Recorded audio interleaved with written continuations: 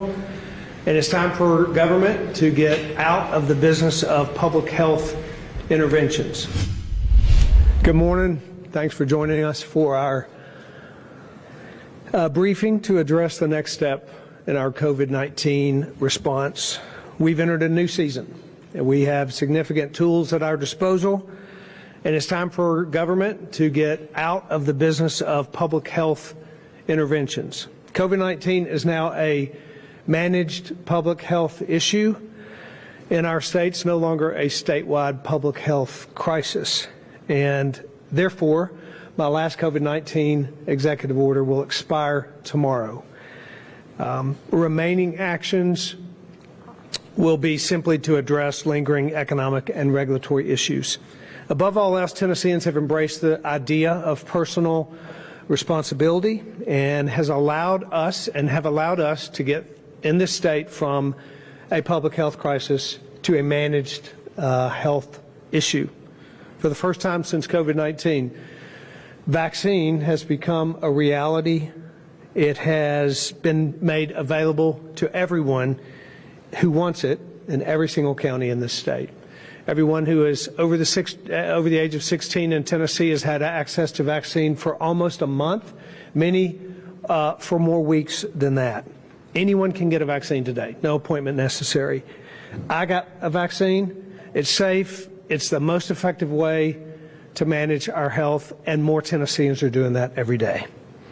We've spent the last year putting in place infrastructure that allowed Tennesseans to get tested, to get a vaccine. We have made adjustments in our healthcare system to allow for the flexibility necessary for the ebbs and flows of this public health crisis and this particular virus. After more than a year of public-led health interventions, we're in a different season. It's time to shift our focus now more toward recovery and not restrictions. There are currently no state-mandated restrictions on businesses in 89 counties that the state has jurisdiction over, and there hasn't been for many months. But last year, during the height of the pandemic, we did provide the Tennessee Pledge as a guide to give businesses direction about ways to operate safely. These guidelines will today be officially retired in order to send a clear message that Tennesseans now know how to manage their own day-to-day operations without a government playbook, even if it was a voluntary one. So whether it's capacity limits or temperature checks or other burdens on operation, it's time for businesses to get back to serving their customers. It's time for celebrations and weddings and conventions and concerts and parades and proms and everything in between to happen without limits on gathering sizes or other arbitrary restrictions for those events. And while I never instituted a statewide mask mandate in the state, we should address the remaining mask mandates that are in place at the local level. So effective tomorrow, no local governments in the 89 counties that fall under our jurisdiction will have the authority to issue a mask mandate. With regard to the other big 6 counties whose authority is independent, 3 of these counties have mask mandates and have some level of business restrictions. Each of these counties has been moving in the right direction, and I spoke with each one of these counties over the last day. Our office either reached out or I spoke personally to those mayors about my desire that by Memorial Day, all business restrictions, all mandates, mask mandates and limits would be lifted across the state. We believe that will happen. Mayor Cooper has I believe will be announcing today a lifting of restrictions in our city. We talked about his desire to lift a mask mandate at the appropriate time, so we think that will be happening in cities across our state. It's an opportunity for our state to truly be fully in every way unrestricted throughout our state. COVID-19 is part of public health, and it's here to stay for the foreseeable future. but we have to learn to live with it just like we do any risk. And when there is an emergency or crisis, government should respond. And when that crisis diminishes, government should respond again and snap back, and now is the time for that. This is about trusting Tennesseans, using the tools that we have at our disposal to get out of the way and out of the business of crisis management and back to the business of life. Tennessee is moving forward thanks to her people. I will be happy to answer any questions that you might have. Jonathan. Governor, as you're moving to sort of eliminate, I guess does this eliminate the state of emergency as well, first of all? Actually, the state of emergency stays in place for purposes of deregulatory issues that are still necessary from a healthcare standpoint and from federal funding standpoint that necessitates that state of emergency. It's a limited state of emergency. In rural areas, and as Dr. Pierce said, some rural conservatives have been very hesitant to get the vaccine. What do you have in mind to try to convince those folks to get on board? Because if people aren't getting vaccinated out there, it's right to still be happening and would be happening at a potentially greater level given the priorities that So what's most important is that we give Tennesseans the opportunity and the access to do that. Our Department of Health is working very hard to provide mobile clinics, to increase opportunities and places that folks can get vaccine, particularly in our rural communities. Well, actually in every community. So we're targeting populations that have low uptake and continuing to see people get vaccinated, but continuing to push for Tennesseans to consider that in every part of the state. Commissioner Piercy has said a couple months ago that you all were going to be doing some kind of marketing campaign to encourage Tennesseans to get the vaccine, much like you did with your announcement. What's the latest on that? When do you expect that? Yeah, we've discussed that in our unified command group meetings, and there's a clear path for that over the next several months. It will be starting soon. I don't have the exact date of that, but there's been that campaign is being developed right now in a desire to get it rolling soon, but I don't know the dates of that. We can talk to Department of Health and confirm that. Gerald? We talked about rural Tennessee, but there's also we have some vaccine casualties as well as African Americans and community of color. My colleague said this is market campaign that in a works for a while, we're still not seeing anything measurable. What do you expect that you say that the vaccine is part of the way that we help people? Yeah. So again, I don't know the exact date of the rollout, but we are developing a marketing plan. And in fact, the federal government is as well. And I've been in contact with Jeff Zients and the White House Coronavirus Task Force to talk about the particulars of how we message effectively, and my admonition to them about messaging in different states in different ways. So this is all part of what we'll be doing in the future. But you also talked about hesitancy among African Americans, and our Office of Minority Health and Disparities Elimination continues to provide research, opportunity, communication to provide access in a greater way to minority communities and ethnic communities across the state. I'm very proud of the work that they're doing and their continued effort to make sure that that population, like all of our population, understands how important it is that folks get vaccinated so we can move forward. Yes, sir.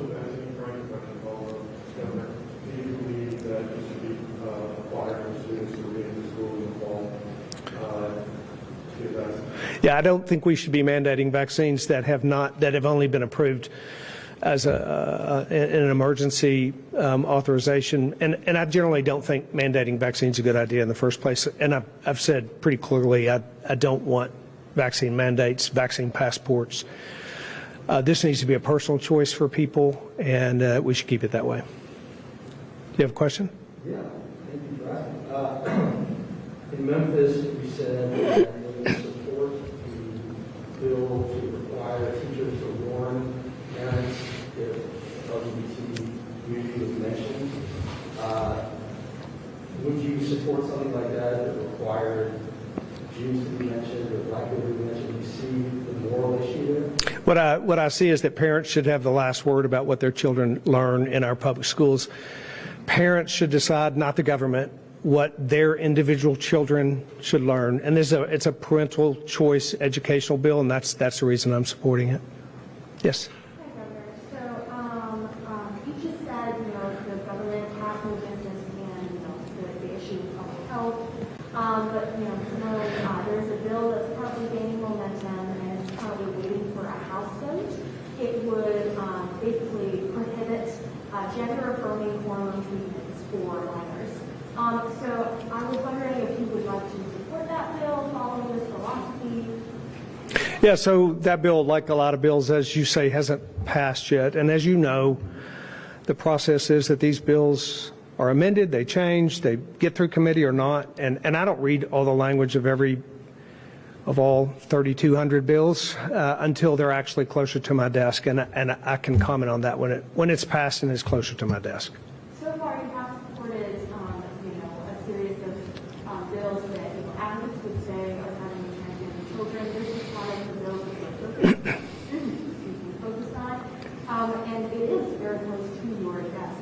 All it is a House vote. So I was wondering if you could apply the same philosophy that the government has in a role in public health when it comes to this. Yeah, so every bill's different, and I would apply the philosophy to each bill when I have an opportunity to read that particular bill in its final form and it's passed through committees, and we're not there yet with that.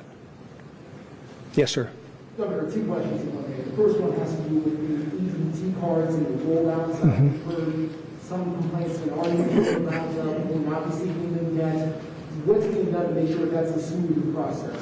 Yeah, so first of all, it's really important that that process work, and because these cards are the opportunity for low-income children to access food. It's very important that we get that process right. I actually met with Commissioner Carter 2 days ago.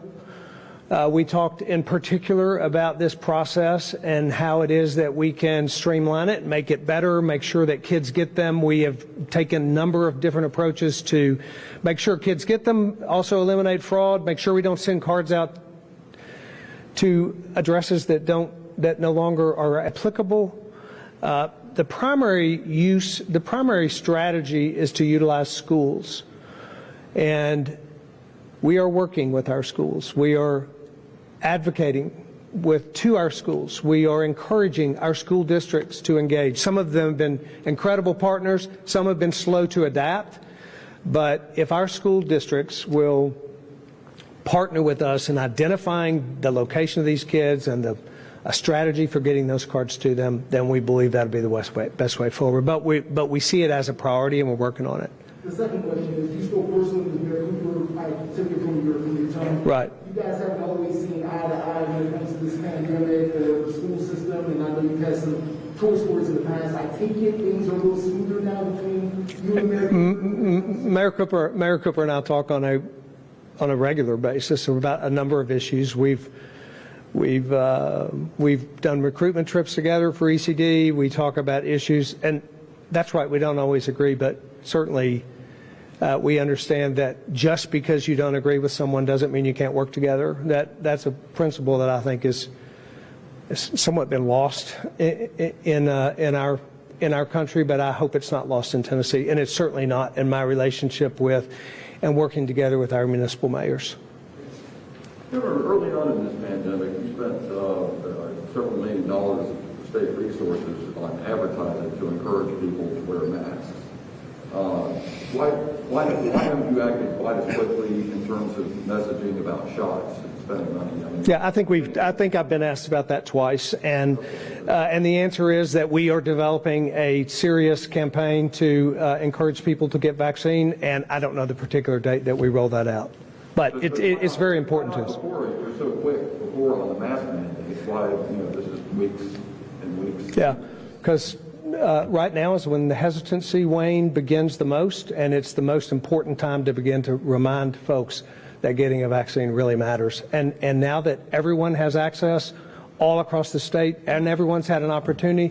Now you start reaching out to the people who have been hesitant. And when, if I can ask, when did you get your second shot, and why not make a public display of that in order to put some of to reassure some of these people that these are safe medications? Yeah, I got my second shot last Saturday or Friday, 10 days ago, maybe.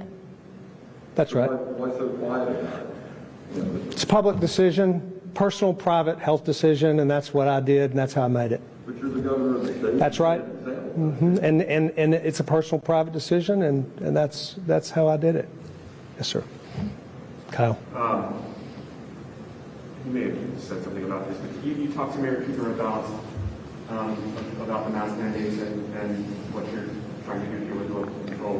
What did he say about that? Sorry, we're having some he and I talked about what I wanted to happen across the state, what I was going to announce. I wanted to let him know what I'd be talking about. He indicated to me that he felt the same way about lifting restrictions, that he would be making announcements soon, which he did, or which he is going to apparently in the next several hours. He also indicated that he wanted to lift a mask mandate at the right time, and so I'm expecting he'll do that as well in his timing. I told him I was hopeful that all of these would be done by the end of May. and similar conversations with the mayors of the other major towns. That's right. That's exactly right. Similar conversations with mayors in other towns. Okay. I spoke personally to the Shelby County mayor. My office reached out to the other 4 county mayors. Okay, a question on a different topic now. The unemployment bills that are going through The what bills? I'm sorry. Unemployment bills Uh-huh. that would reduce the amount of time. Do you support those? You know, again, I want to look at the final language, but here's what I think about unemployment. We have, I think, 275,000 open jobs in this state, and we have 150,000, 160,000 people on unemployment. We need to do something to move people from unemployment to employment. We need to encourage and incentivize a movement in the right direction. I think this bill does that. It provides more unemployment for a shorter period of time, which would help folks, but encourage them to pursue one of those 250,000 jobs that are open across the state.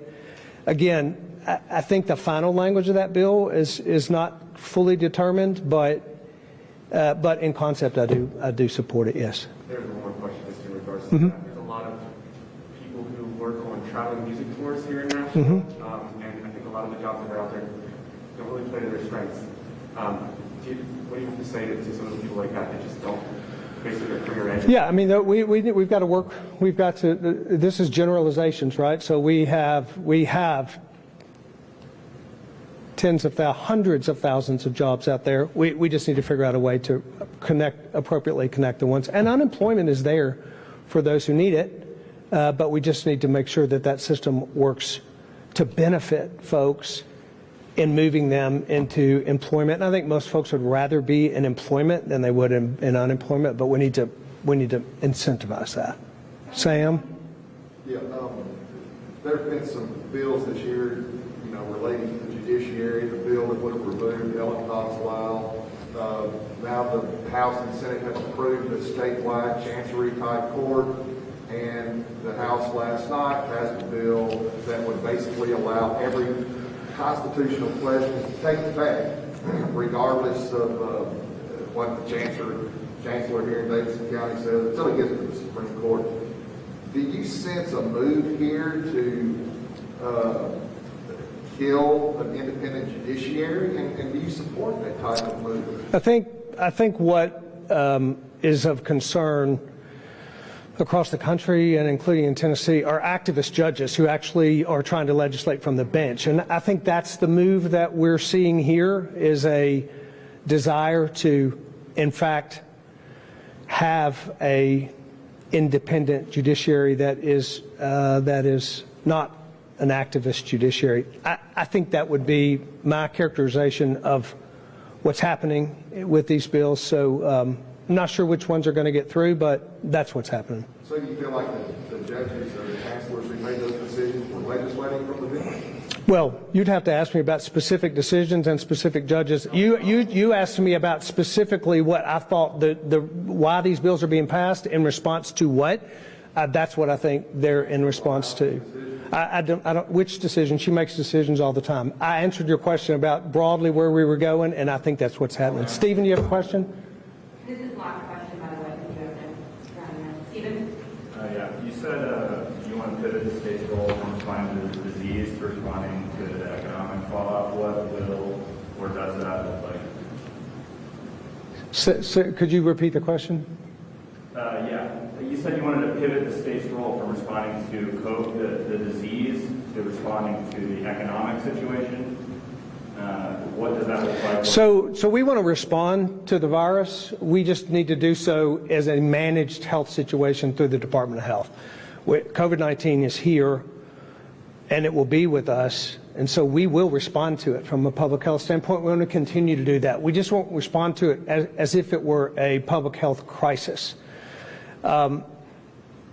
And one of the ways you do that is by lifting all restrictions on businesses so that they can operate fully and that the economy can be fully recharged and restarted.